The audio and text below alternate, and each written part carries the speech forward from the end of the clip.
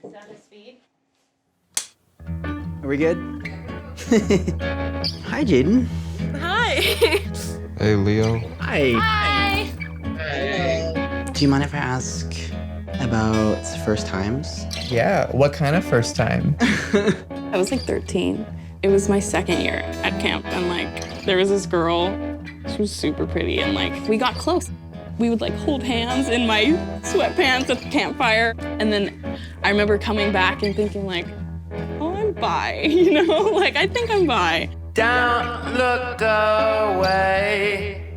You went to a Catholic school? I'm assuming sex education was like nothing. Very heavy on the abstinence, yeah. Meanwhile, were people in your school like having sex? Yes. Okay. All right.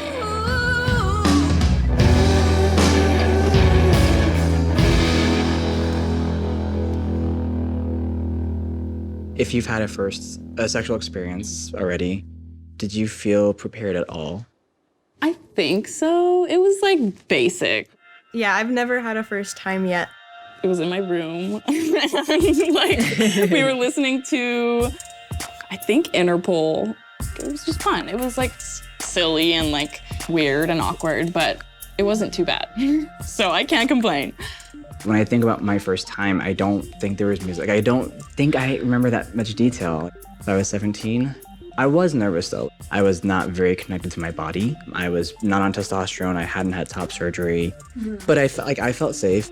So important to have consent as the center of your experience and conversations around sex and sex ed. My first time having sex was at a movie theater. Gotcha. I mean, if you could like go back and tell yourself something right before your first sexual experience, is there any advice you would give yourself? Yeah, if I could go back, I would tell myself, maybe don't do it here. Do you feel like your confidence has grown for you since your first experience? Yeah, absolutely. I can comfortably explain my boundaries and I can comfortably listen to my partner's boundaries. How do you identify, if you don't mind me asking? I'm currently going by queer because I'm still a little confused, but I did go by pansexual. But queer makes most sense to me right now because I'm still figuring it out as I get older. I am a female, that's how I identify. She, her. My sexuality, I identify as pansexual.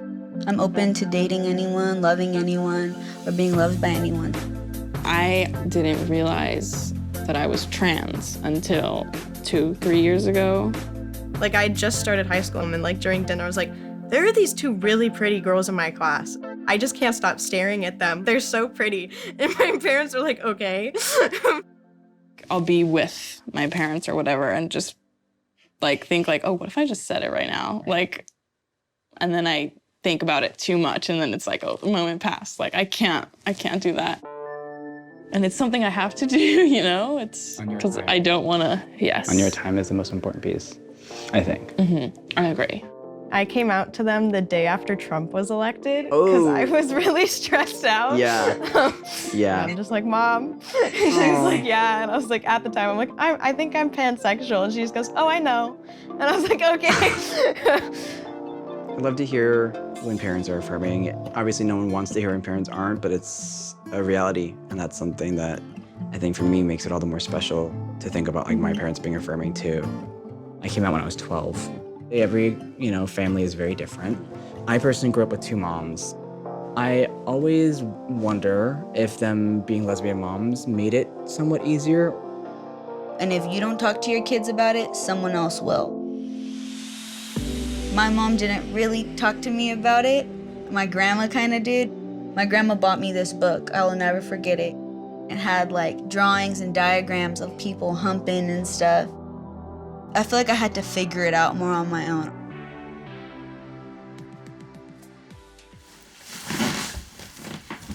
I can't even prepare you guys for this, but I have way too much shit in here.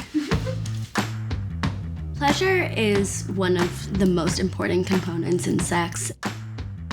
When I think of pleasure, I just think of indulgence in a way. In our education system, we focus a lot on everything but that. Pleasure is just enjoying yourself.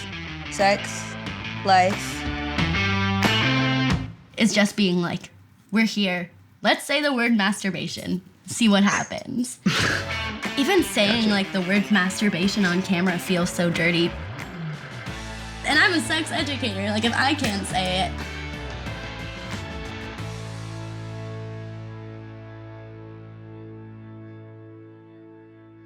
Junior year, I got into a fight with this guy because he told me a clitoris was like a needle in a haystack. And I was like, ready to fight him for that. When it comes to female pleasure, I feel like it's kind of overlooked a bit. Oh yeah, the guy gets off and then that's it. It's centuries of just inherently prioritizing men as a species, as a gender, as a population. One of the ways that we can, in a broader sense, create a more inclusive future is by allowing that representation to improve. Have you seen people who hold similar identities on screen? Do you feel like that's a representation that exists for you? Like on a personal level? Wow. Ooh. Ooh. I mean, I guess from that pause, I could say no. Right. You know what? I cannot. We are or aren't raised to acknowledge pleasure, and where that comes from, like families, like friends, media. We're not seeing ourselves and our identities. We're not seeing people like us experiencing pleasure. Depriving kids of any actual representation, you can kind of keep the narrative that white cis men are the only people whose history matters, whose pleasure matters, whose life history matters. There's, millions of different ways that people want to engage in sex. There's people who don't want to have penetrative sex. There's people who don't even want to have sex with other people. They want to just pleasure themselves. Never in school did I hear the words pleasure. Never did I hear the words orgasm. No sex ed class is talking about like intersex people or like anything really beyond this is a penis, this is a vulva, they say vagina, I ended up being put into an all-boys middle school. The sexual education class was limited to one session with our dean, who was incredibly uncomfortable talking about this topic. I wish I would have known it might not feel good or it might not get you off, Like they don't really talk about that. Penetration isn't the only way to have sex. Right. Like that's Right. A main thing. And as a vagina-having person, you're equally as important. I wish I would have known that like my pleasure matters. That's where I got into porn. Fantasy became reality. It was all about seduction. It was all about secrecy. That's what I assumed was how I'm supposed to live my life. That's how I was supposed to interact with people. Now as a sex educator, I think I've learned the most from like kink educators and sex workers and like people who practice BDSM, just because that's often like where the most communication is happening. Active, ongoing consent. There's a lot of inclusivity there. They don't want to tell you like, oh, if you have sex, it feels good, because then kids are going to be like, oh, it does, and they're going to want to do it. But, you're aware by a young age that there is that sensation, and so, it should be talked about. Do you remember the first time you were introduced to the concept of pleasure? I got my first vibrator when I was 14. That was like my informal introduction to pleasure. I didn't use it right away. It would just be like sitting in my drawer and I'd be like, I know what you are. If you were able to tell the entire American education system something about sex ed, what would it be? Sex is okay, and it's also okay to talk about. It is okay to have pleasure. Sure is.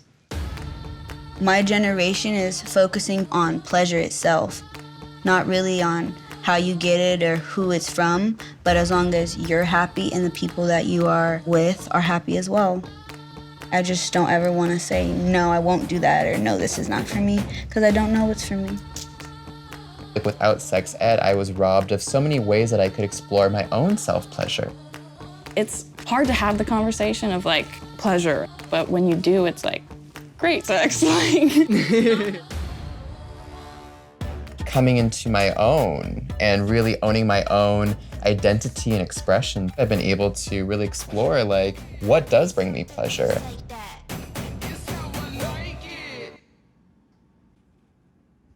When I had my first sexual experience, I wasn't mentally prepared for it, but I was ready.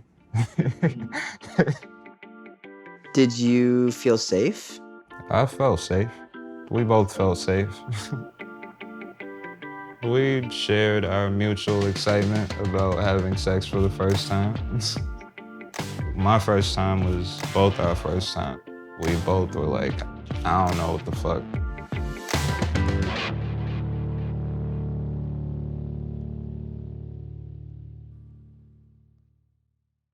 I started making music because I liked this girl, and my best friend liked the same girl. We were in class one day in high school, and I looked across the classroom, and he's rapping to the girl. So I like went over there and rapped. The whole class started praising me, and you know, I got the girl. So I decided to keep writing music. What was it like when you met? How did that go? I saw them at the Garras fashion show because they were modeling for one of our mutual friends. And my heart stops and I'm like, wow, they are gorgeous. I have to say something. We've been inseparable since, I think. Mm-hmm. And I sealed the vows with a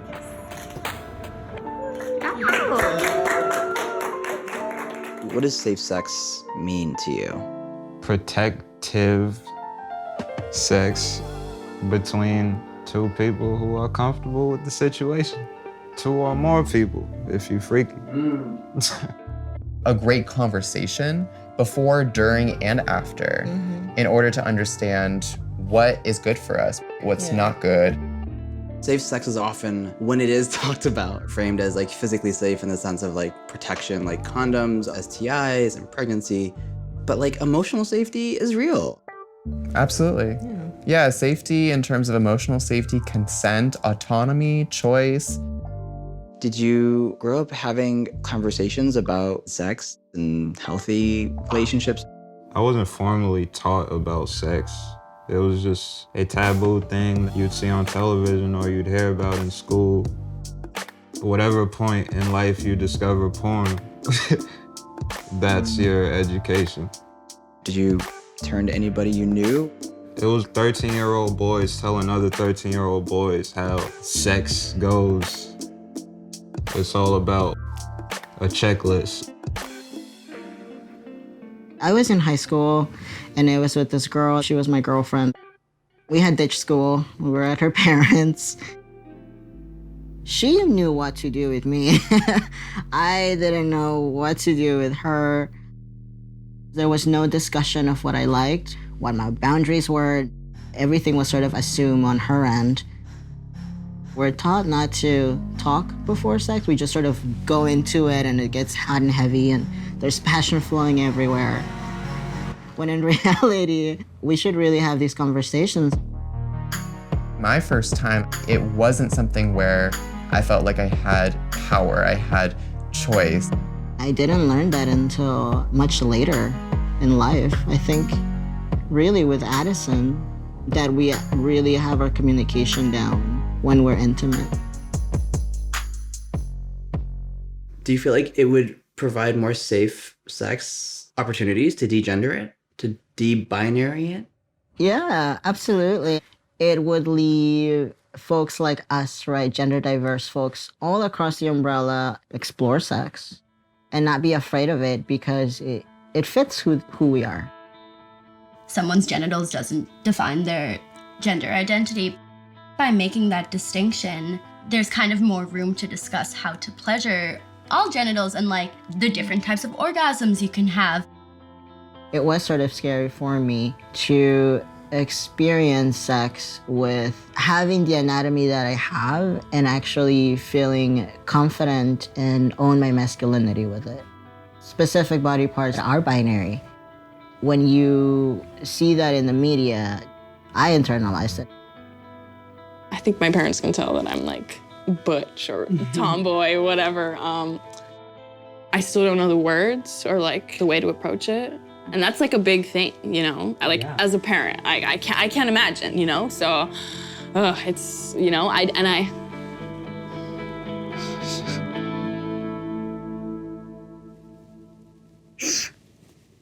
sometimes feel bad because it's like, you know, you're not losing me. Like, I'm the same person. And like, my mom already knows I'm like this freaking weirdo, you know? Like, obviously, something changes when you do, like, say it. I thought about it a lot, and it's a hard topic. Hearing your story makes me feel better, too. Someone in queer culture or been around that, you know?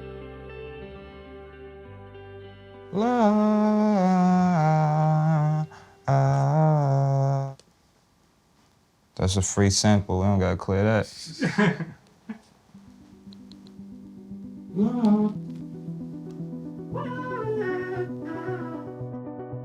You're working on an album, right? Yes. It's called My Wife and Kids. It's really about me becoming a man and moving with intent, creating a legacy. I think transparency is very important because without it, you may tend to feel unrepresented. If we had inclusive, empowering, consent-oriented, trauma-informed sex ed, people would feel so much more affirmed. Sex ed would be a great way for people to better understand the LGBTQ community. It would be a way that would bring people together better. I envision a all-trans set production and just giving people a chance to like showcase themselves or tell their story or a bit of their story. Who's gonna talk about the pronouns? Like, who's gonna create the trans media? The trans people. That's really important, especially for young kids in the LGBT community, like to have that representation. Especially with like covering first times and like figuring out sexualities. I feel like we're getting better with it, but some shows could do a little better of a job.